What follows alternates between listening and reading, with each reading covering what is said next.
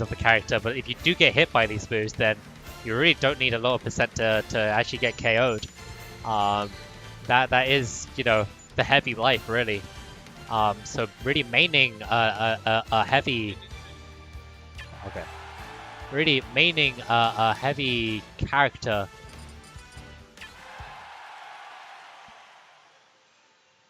does make it difficult.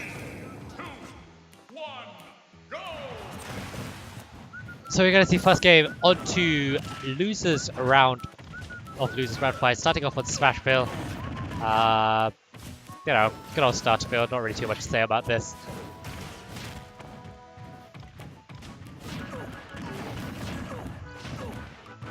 So we're just going to have to look at and see how Pon is going to deal with a character like Bayonetta.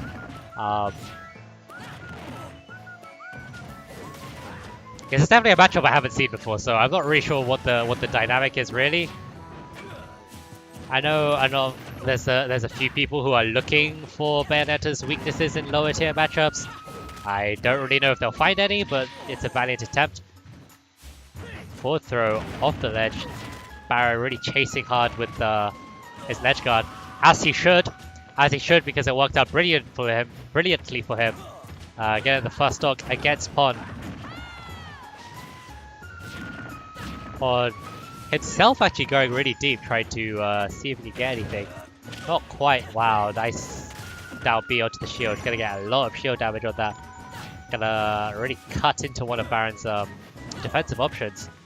For a little bit at least. It should be mostly back up by now on putting fear into Barran's heart, but Barran still gonna go, not being deterred, going for his combos, trying to just take them as far as he can. A little bit too far in that case. Just going a little bit too greedy for that punish, and actually getting SDing off that after butting his recovery resources. I understand your anxiety to finish this off. And he will be able to eventually, but just a little bit of patience, and he might not have had to risk it all in that first dunk. Well, either way, it worked out for Barran pretty well. Getting a clean... I don't think it was quite a JB2. We're able to get a pretty clean first game. Pon counterpicking to Battlefield now. Okay, so you can tell sort of what he's looking for. He wants a little bit more room to sort of evade Bayonetta with. The thing about Bayonetta is that a lot of her, as I keep saying, a lot of her burst options, a lot of her movement options aren't the fastest of moves. Well, of course, if you're playing Ganondorf, they're still going to be faster than that. So just giving him a little bit real room to move around him will hopefully help offset that problem just a little bit, and give Pon a little bit of room to breathe. Barran doesn't really seem to be happy with that reasoning though. He is sort of just abusing the platform pressure, actually turning the stage around him with those sort of up tilts under the ledge. Pon hang around on the ledge. Okay, good. Using the pushback on the forward air to actually bait out a punish from Barran.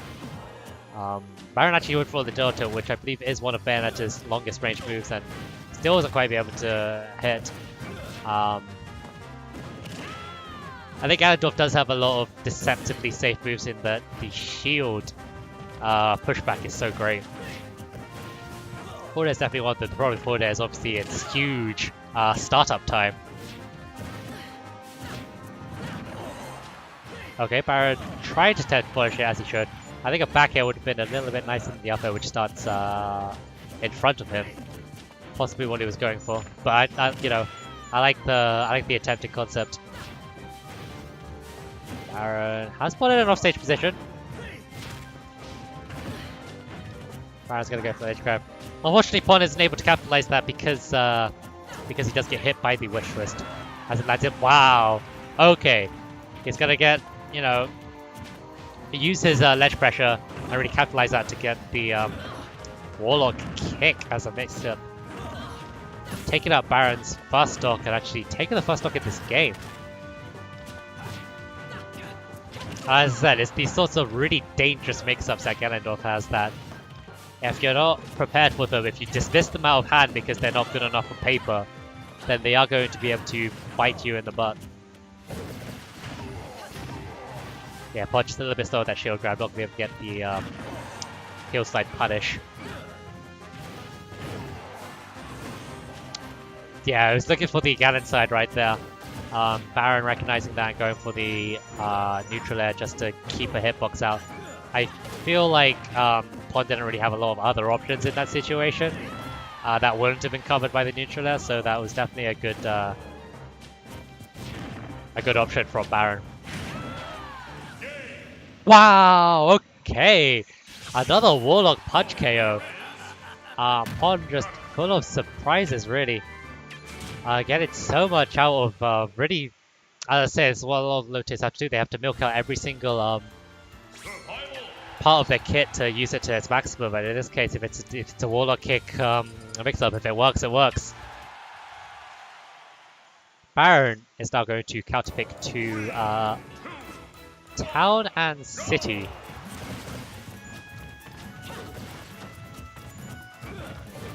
Obviously, Bayonetta likes the stage because of the small blast zones. That goes without saying.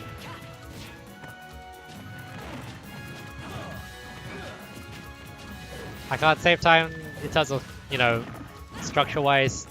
For Ganondorf, it's not really good or bad. It's just not really what's to take Bayonetta, if anything.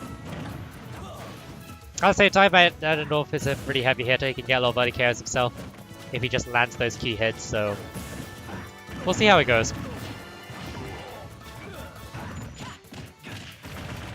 Stage choice in this matchup doesn't really seem to have too much of an effect, I suppose. It is always just going to be difficult for Ganondorf.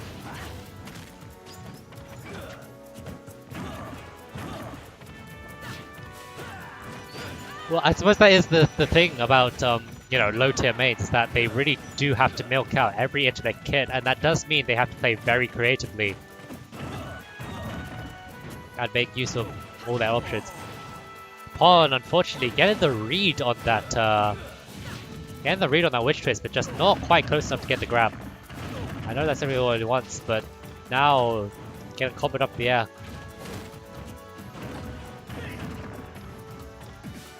Down throw neutral. Just tacking on a little bit of percent. But as usual, not quite going to do it. Ganondorf is living to a very high percentage. Doesn't have his double jump, so it'll be a bit of a toss about whether he can make it back. Barran with the up B, just making sure that, you know, there's definitely no chance. And yeah, Barran is just trying to make up for his early deficit, and, you know, being Bayonetta definitely can. Especially in this matchup with Barran's, with Pon's such a large hurt box on Ganondorf. But first he is going to have to make it back to center stage first. Pon is doing such a good job just edge guarding. Not quite fast enough on the heel slide punish, unfortunately, but it's going to be able to reset the ledge guard position, and,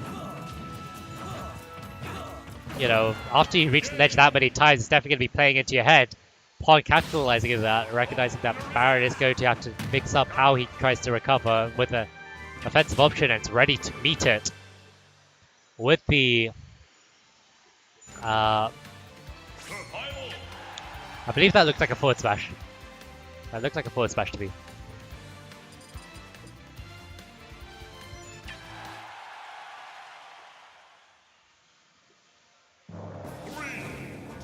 Barran's counterpick once again to Battlefield. Since he didn't win on this stage, DSR is not in effect for this particular stage, and Barran is free to go back to it. Pod was able to clutch out victory on this stage, so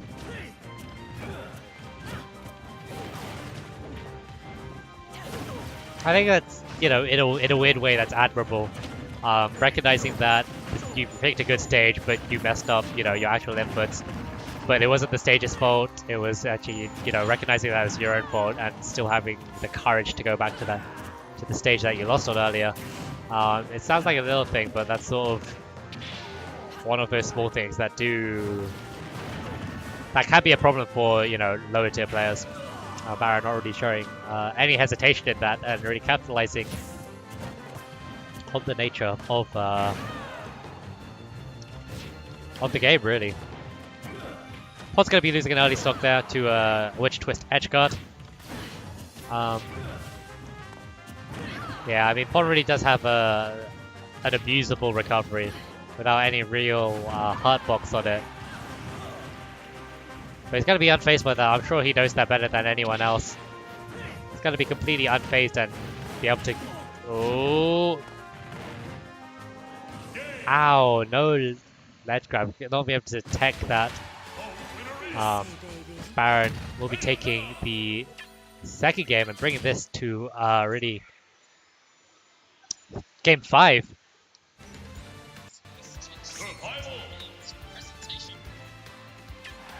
Okay. I mean, they're kind of going back into game really quickly is the thing, so... Alright. So we are 2-2 now here in losers round 5 at the lab 40, as I was informed earlier. We have here Pod really going toe to toe with a Bayonetta player, trying to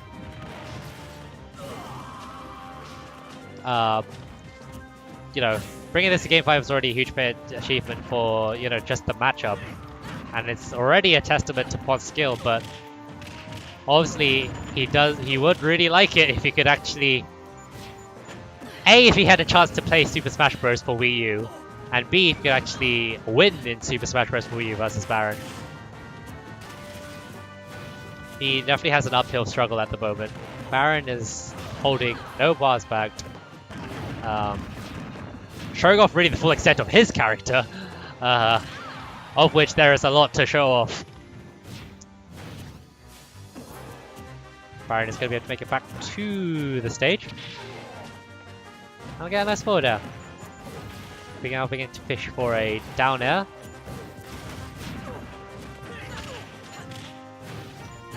Are getting a really good juggle at the moment. Unfortunately, not quite getting there, but this is Bayonetta we're talking about. So despite the ridiculous angle that down tilt sends you to, a lot of characters probably wouldn't be able to make it back from that. But Bayonetta being Bayonetta is eventually getting knocked out by a nice up air by Pod at the ledge. Up air actually being a very powerful tool for Ganondorf. Starts off Lopes Edge sort of as one of his combo starters, combo linking moves, and then really becomes a powerful kill move at sort of later percentages. Unfortunately, he is going to get JV2'd by Barran, carried off the stage by a nice Bayo combo.